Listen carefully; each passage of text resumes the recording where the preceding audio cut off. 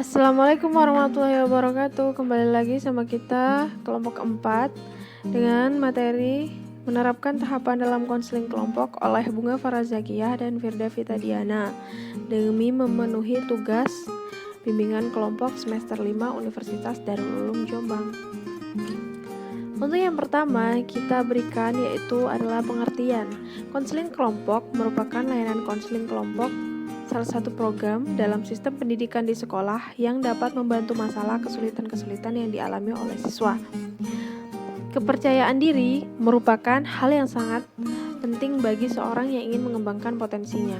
Jika seseorang memiliki bekal kepercayaan diri yang baik, maka individu tersebut dapat mengoptimalkan potensi yang dimilikinya dengan baik pula. Untuk yang selanjutnya, kita masuk pada materi yaitu tahapan konseling kelompok. Kalian tahu nggak sih apa aja tahapannya? Tahapan yang pertama yaitu tahap awal kelompok, tahap peralihan, lalu tahap kegiatan, dan yang terakhir tahap pengakhiran.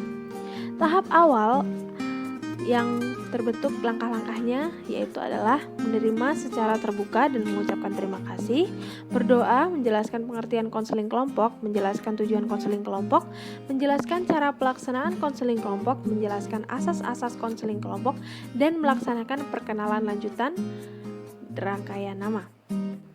Yang kedua, tahap peralihan. Tahap peralihan menjelaskan kembali kegiatan konseling kelompok, tanya jawab tentang kesiapan anggota untuk kegiatan lebih lanjut, mengenali suasana apabila anggota secara keseluruhan atau sebagian yang belum siap untuk memasuki tahap berikutnya, dan mengatasi suasana tersebut dan juga memberi contoh masalah pribadi yang dikemukakan dan dibahas dalam kelompok. Lalu tahap yang ketiga yaitu tahap kegiatan. Langkah-langkah pada tahap kegiatan adalah 1. Mempersiapkan anggota kelompok untuk mengemukakan masalah pribadi masing-masing secara bergantian. Yang kedua, memilih atau menetapkan masalah yang akan dibahas terlebih dahulu. Yang ketiga, membahas masalah terpilih secara tuntas. Yang keempat, selingan. Yang kelima, menegaskan komitmen anggota yang masalahnya telah dibahas apa yang akan dilakukan berkenan dengan adanya pembahasan demi terentaskan masalahnya. Yang terakhir yaitu tahap pengakhiran.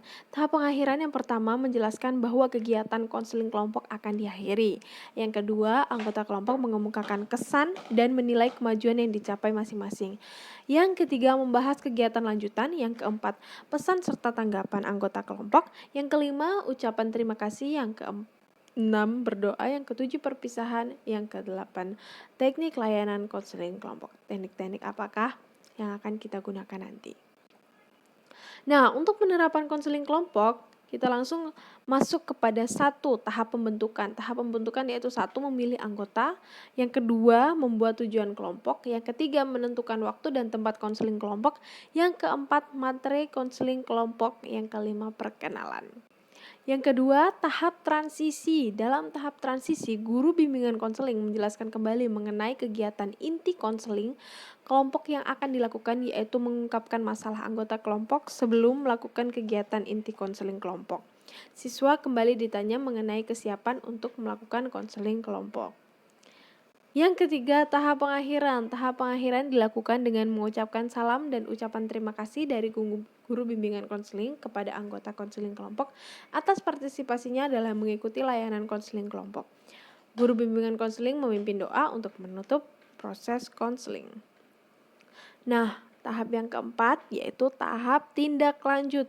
Guru bimbingan konseling mengadakan program bimbingan dan konseling lanjutan apabila diperlukan seperti konseling individu. Hal ini dilakukan sebagai alternatif pemecahan masalah yang dihadapi siswa agar masalah yang dihadapi siswa bisa tuntas dan terselesaikan. Terima kasih sudah menyempatkan untuk melihat video kami. Untuk apa yang ingin ditanyakan silahkan tulis di kolom komentar di video YouTube kami. Jangan lupa untuk di-like dan di-subscribe channel YouTube akun Fakultas Keguruan dan Ilmu Pendidikan Universitas Darul Ulum Jombang. Wassalamualaikum warahmatullahi wabarakatuh.